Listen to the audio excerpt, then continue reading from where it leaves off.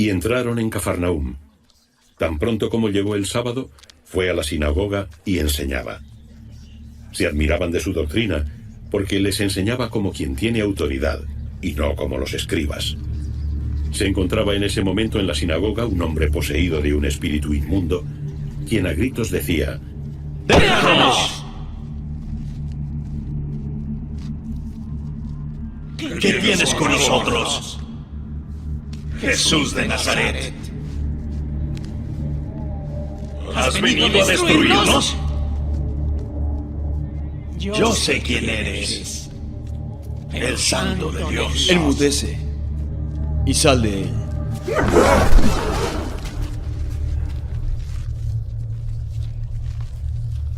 Todos quedaron asombrados, de tal modo que se preguntaban: ¿qué es esto? Una doctrina nueva expuesta con toda autoridad, tanta que manda a los espíritus inmundos y le obedecen. Y se extendió muy pronto su fama por todas partes, a toda la región de Galilea.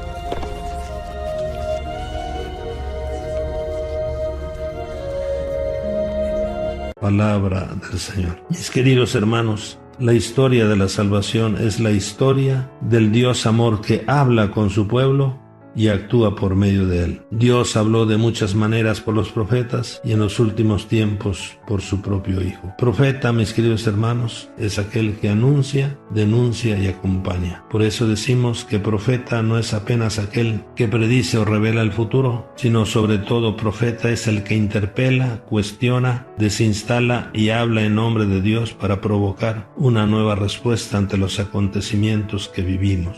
El profeta es la voz de Dios para su pueblo, su intermediario, el puente. El Señor Jesús es por excelencia el mediador entre Dios y los hombres. El gran profeta que surgió entre nosotros, que nos habla con autoridad, presentando una doctrina nueva que a todos maravilla y la acompaña con la fuerza de sus señales o milagros, liberando a las personas del dominio de Satanás y del pecado.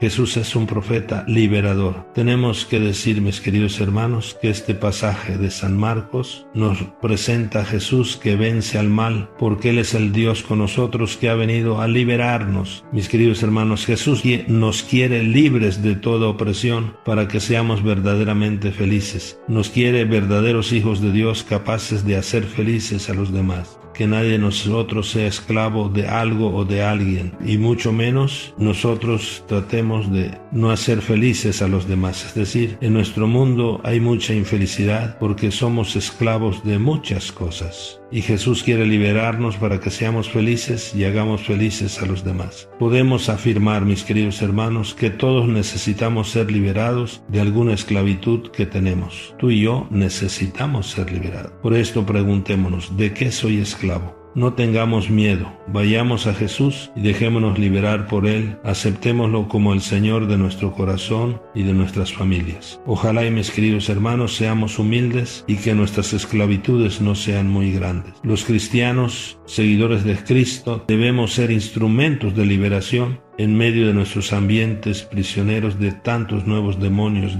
que hay hoy, como son el demonio del egoísmo, del materialismo, del consumismo, el hedonismo, el relativismo, la superficialidad, la violencia, la corrupción, la indiferencia, el secuestro, la autosuficiencia, la violencia, la desintegración familiar, el alcoholismo, la droga, la pornografía. Es decir, hoy somos esclavos de muchas cosas. Y la verdad es que el amor de Dios y su poder es tan grande, mis queridos hermanos, que no importa cuál sea nuestra esclavitud, lo único que necesitamos es querer en verdad ser libres, abrirnos a Él y perseverar en este camino de libertad de corazón que hace de nosotros personas nuevas con una vida nueva en principios, criterios, valores y actitudes. Por esto te digo, mi querido hermano, que no importa en lo que te hayas metido. Hoy, si tú y yo queremos, porque Dios sí lo quiere, podemos iniciar una vida nueva. Jesús nos quiere libres, nos quiere felices y haciendo felices a los demás. Ante Jesús, el profeta libertador, quien nos habla con autoridad, está nuestra respuesta libre. Cada Eucaristía, mis queridos hermanos, vivida en la fe,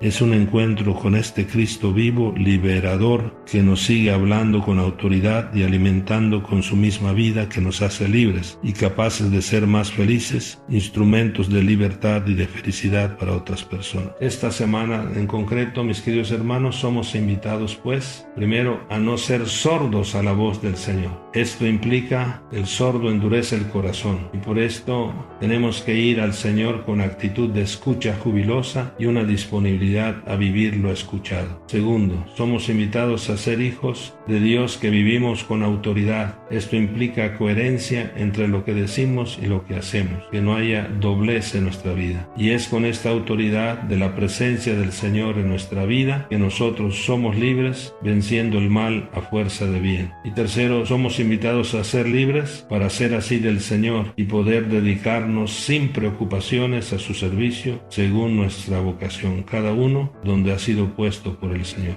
porque sólo así seremos libres. Bendiciones y oren por mí, para que yo siempre sea barro en manos de Dios, para que Dios